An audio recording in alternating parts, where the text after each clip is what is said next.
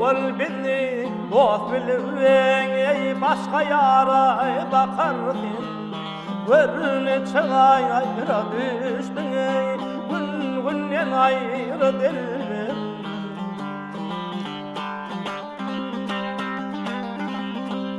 Haklı Hüseyin köydürü gelen ey canıma da yakarsın Bu canım ey otalı ey ay taşınar dilbir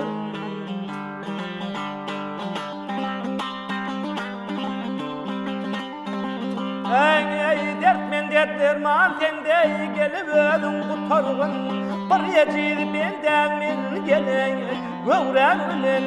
götürmüş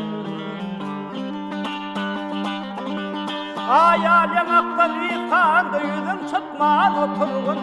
Yüzüm çıtıp vakti sen gelen Koydun armayın o dilbir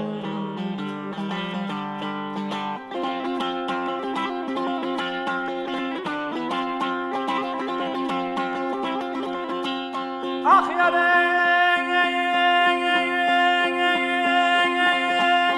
diyeceğin didayın peyen dayın Kulluğunda durup beni Adak falan değil sarılır gelin Salgın bilen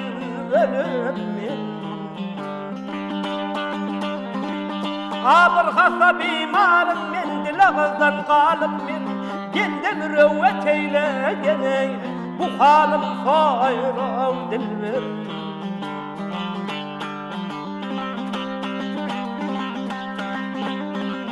Ey dulum dir aşıgan gönlüm bilen kaşığa Boyun boyunga layık gene Yaşın menden yaşımga Atinamı kol uzatsam deger döşüm döşüme Munça tarif eder men gelen Sen dülbü tayr ol dilber Ah dilberen ey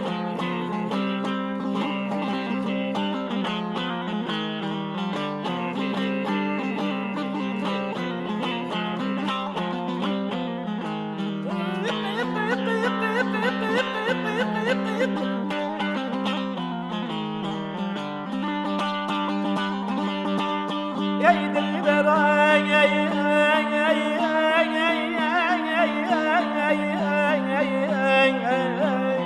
Koydun armağana dilber gelen Kallın set hayır ol dilber